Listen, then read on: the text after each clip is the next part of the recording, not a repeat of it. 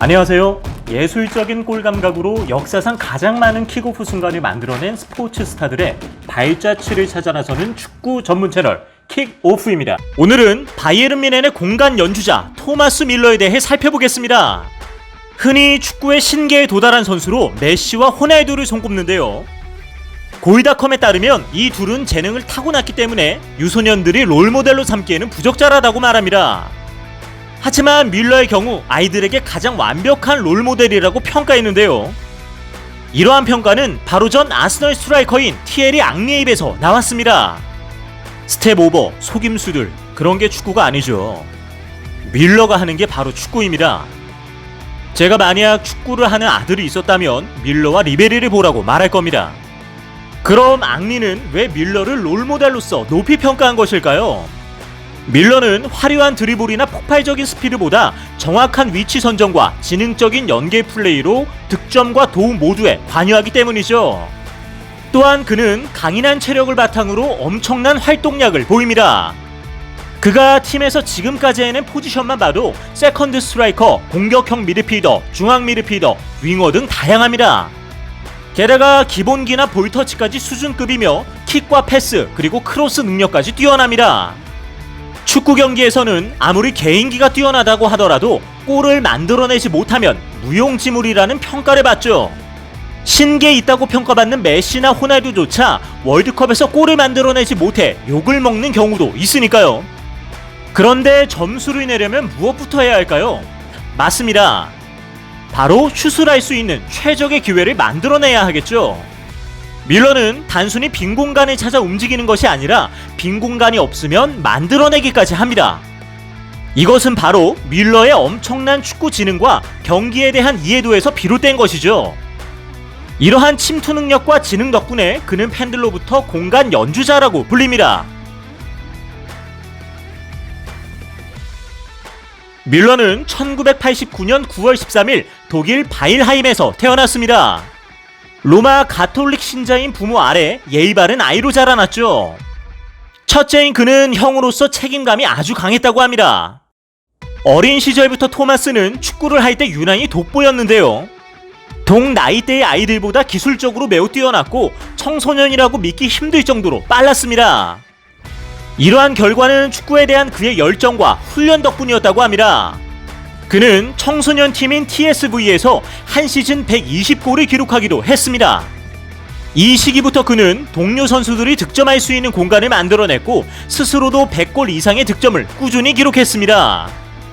놀라운 점은 그가 다른 선수들보다 한 살 더 어렸다는 것인데요. 밀러의 재능을 미리 알아본 바이에른 뮌헨은 그가 불과 11살이었던 2000년에 그와 계약을 맺죠. 밀러는 17살이던 2006년에 모델이자 승마 선수인 리사를 만나 데이트를 시작했고 2년 동안 좋은 관계를 지속하다 2009년에 가족들과 함께 평범한 결혼식을 올렸습니다. 둘은 같이 있을 때 축구가 아니라 말에 대해 더 많은 이야기를 한다고 하는데요. 밀러의 부모님은 그가 유명해지기도 전에 리사가 아들을 사랑해준 것에 대해 아주 기뻤다고 합니다. 토마스가 유명해지기 전부터 리사가 토마스에게 빠졌다는 사실을 알고는 정말 기뻤어요. 젊고 순수한 사랑이었죠. 독일 중산층에서 자라나 불과 20살의 나이에 결혼한 덕분인지 밀러는 선수 생활 동안 나이트클럽을 간다거나 음주운전과 과속 등으로 문제를 일으킨 적이 단 한 번도 없었습니다. 심지어 밀러는 헤어스타일조차 항상 깔끔하게 유지하며 튀지 않는 편안한 옷차림을 선호했죠. 이러한 그의 생활 습관과 삶의 가치관이 축구 경기장에서도 드러난 것이 아닐까요? 2007년에 유소년 경력을 마친 밀러는 바이에른 뮌헨 2군에 소속되었는데요. 2008-2009 시즌 프로에 데뷔한 그는 UEFA 챔피언스 리그에서 스포르팅 CP를 상대로 데뷔골을 기록합니다. 2009-10 시즌부터 1군으로 승격된 밀러는 처음에는 위르겐 클린스만 체제 하에서 3순위 스트라이커로 뛰었습니다. 하지만 개막 후 한 달이 지난 시점 보루시아 도르트문트와의 원정 경기에서 멀티골을 기록하고 챔피언스리그 조별리그 마카비 하이파와의 경기에서 한 골, 2어시스트로 MOM과 더불어 분데스리가 9월의 선수로 선정되죠. 로번과 리베리가 가세한 바이에른 뮌헨은 분데스리가에서 적수를 찾기 힘들 정도였는데요. 33라운드 보움과의 경기에서 선발 출장한 밀러는 커리어 첫 해트트릭을 기록하며 당일 팀의 분데스리가 우승에 쐐기를 박습니다. 그리고 데뷔 시즌 13골 11어시스트라는 눈부신 성과를 남기죠. 이후 2010 UEFA 챔피언스리그 결승에도 진출했지만 아쉽게 인테르에게 2대0으로 패합니다. 2010-11 시즌이 시작되기 전 바이에른과 2015년까지 장기 계약을 체결한 밀러는 월드컵 후유증으로 인해 초반에는 활약이 줄었지만 중반기에는 시즌 100번째 출장을 기록했으며 후반기부터는 서서히 체력을 회복하기 시작합니다. 연말에는 발롱도르 후보까지 오를 정도로 유명세를 탔죠. 2011-12 시즌에는 샬케와의 5라운드 경기에서 마수고리 골을 기록하며 팀의 2대0 승리에 기여했고 이후 챔피언스리그 결승에서도 선제골을 기록하며 우승에 한 걸음 더 다가서는가 싶었지만 5분 후 드록바에게 헤딩골을 허용하며 승부차기 끝에 패배하고 맙니다. 2012-13 시즌부터 바이에른 뮌헨의 전성기가 시작되는데요. 이 시기와 맞물려 밀러 역시 가장 돋보이는 활약을 펼칩니다. 아르연 로번의 부상으로 주전자리를 꿰찬 그는 팀의 우측 윙어를 맡습니다. 그리고 시즌 개막 전 리그 우승 2연패를 거머쥔 보루시아 도르트문트와의 슈퍼컵에서 추가골을 기록하며 팀을 승리로 이끄는데요. 지난 시즌과 달리 분데스리가 1라운드에서도 한 골 1어시스트를 기록했고 2라운드 슈투트가르트와의 경기에서는 선제골을 기록한 후 숱한 유효 슈팅을 날리며 2골 2어시스트로 MOM으로 선정됩니다. 이 기세로 4라운드까지 4경기 연속 득점 기록을 세우죠. 당해 12월에는 바이에른 뮌헨과 2년 연장 계약을 체결하면서 2017년까지 뮌헨에 남게 되는데요. 전반기 종료 시점 밀러는 리그에서 9골 8도움을 기록하며 공격 포인트 18개로 리그 전체 1위에 오르기도 합니다. 마침내 시즌 25라운드 경기에서도 한 골 1어시스트를 기록하며 바이에른의 리그 우승을 견인합니다. 챔피언스리그 4강전에서는 바르셀로나를 상대로 선제골을 기록했고 이어 2번의 어시스트를 추가했으며 후반 36분 본인의 요청으로 교체가 준비된 상황에서 쐐기골까지 넣어 팀의 4골에 모두 관여합니다. 이후 결승전에서는 도르트문트의 중원 압박에도 불구하고 90분 내내 쉴 새 없이 뛰어다니며 마침내 로번의 결승골로 커리어 최초 트래블을 달성합니다. 이러한 활약상에 힘입어 발롱도르 최후의 23인에도 이름을 올리게 되죠. 2013-14 시즌부터는 펩 과르디올라가 바이에른의 지휘봉을 잡게 되면서 4-1-4-2 포메이션의 중앙 미드필더로 활약합니다. 새로운 감독 체제 하에서 팀의 공격진은 다소 적응하지 못하는 분위기였죠. 그러나 후반에 접어들어 UEFA 챔피언스리그 10연승을 달성하며 기존의 바르셀로나가 세운 기록까지 경신하죠. 이후 DFB 포칼 결승에서 도르트문트를 상대로 연장 후반까지 가는 접전 끝에 추가 시간 쐐기골을 기록하며 대회 우승을 이끕니다.